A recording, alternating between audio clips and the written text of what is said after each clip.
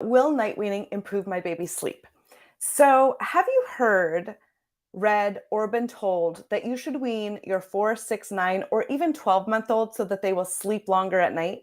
Or maybe you've heard that they don't need to eat at night, and that if you feed them enough during the day, they won't need additional feeds during the night.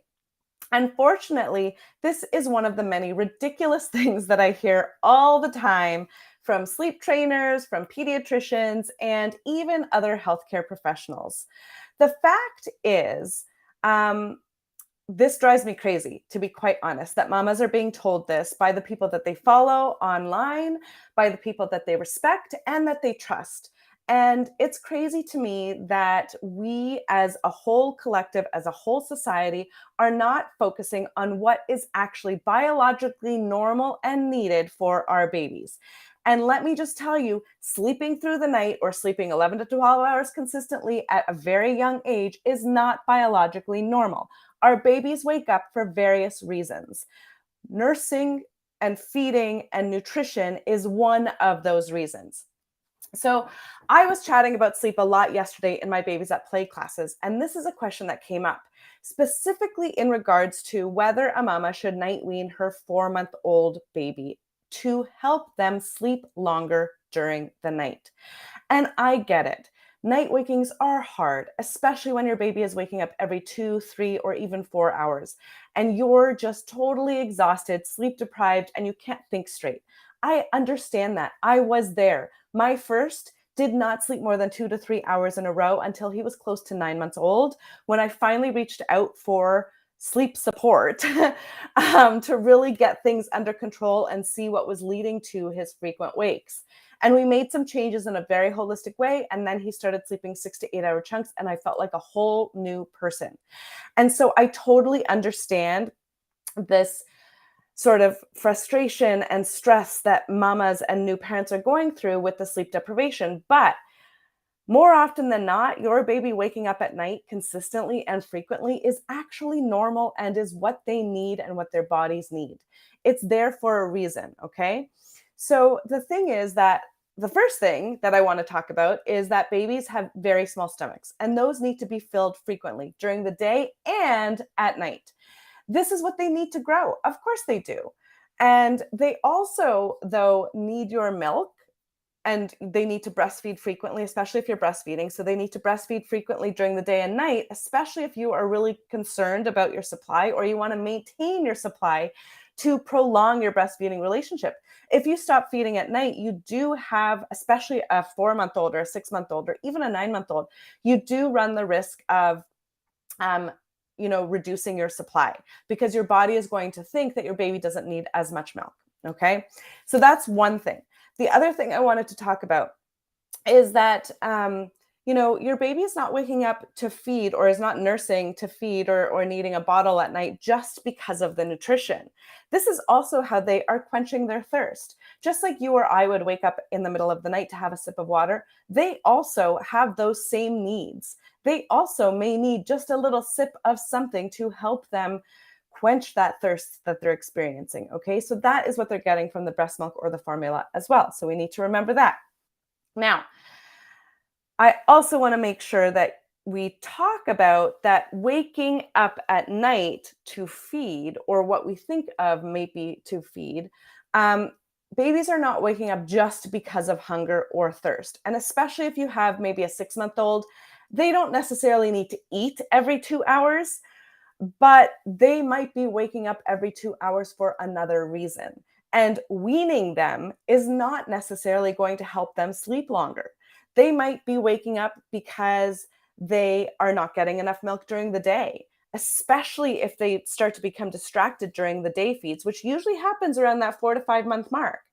So if they're not getting good nutrition during the day, of course they're going to make up for that nutrition at night. So we need to think about that as well.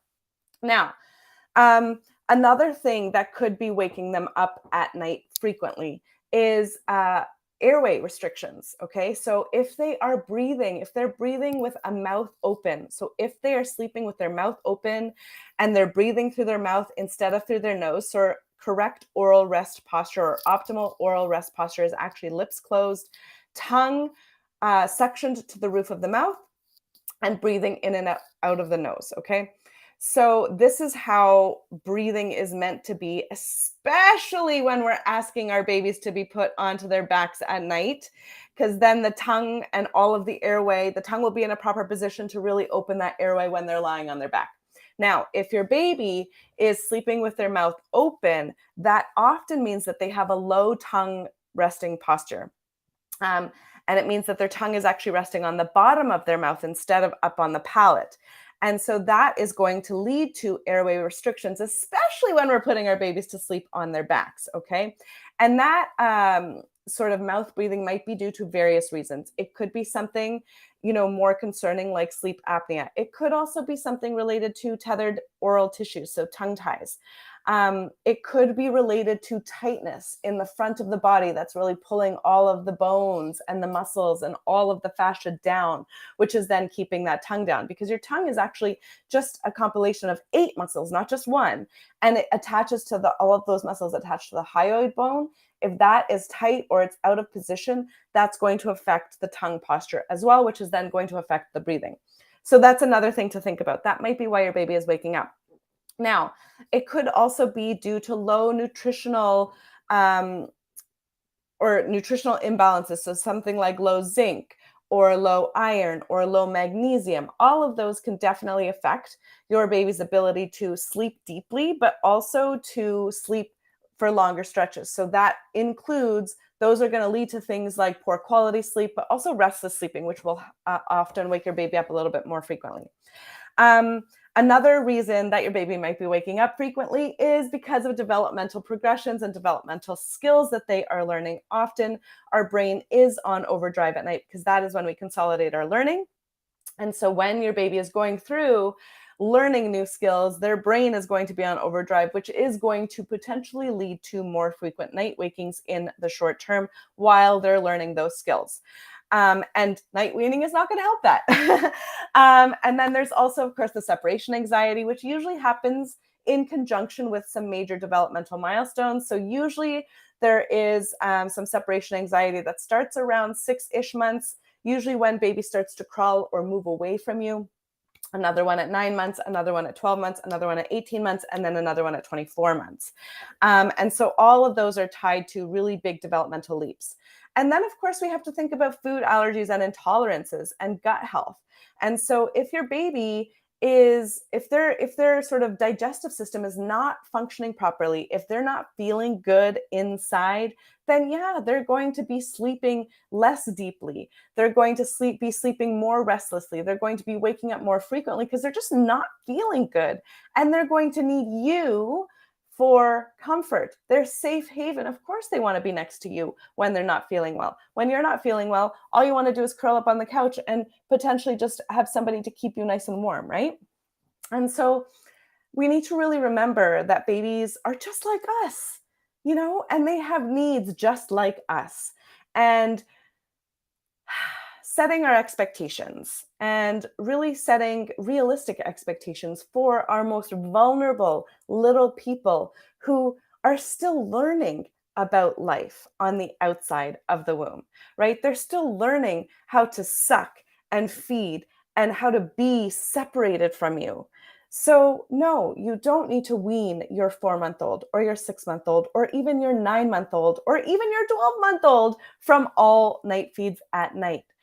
My question to you now is, if it is working, or maybe not a question, but my sort of statement or my mantra is that if something is working for you and your baby, so if your baby is waking up every 2 hours and nursing is the easiest way to get them back to sleep and get everyone more sleep overall, then keep doing that. There's nothing wrong with that. There's no research out there saying that nursing your baby every 2 hours is detrimental to their health, or that nursing every 2 hours is actually what is causing them to wake up every 2 hours. And so we really need to remember that.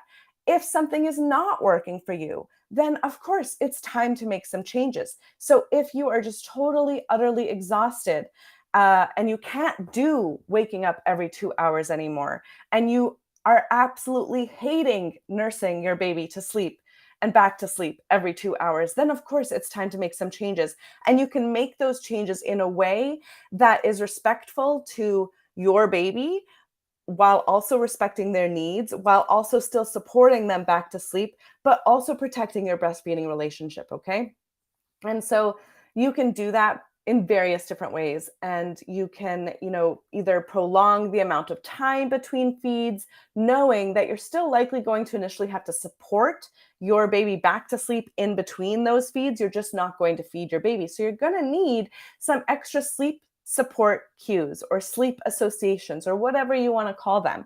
So you want to start pairing those with whatever is currently comforting your baby. So whether that is nursing or bottle feeding, you're going to want to start pairing those new sleep cues with that nursing at night.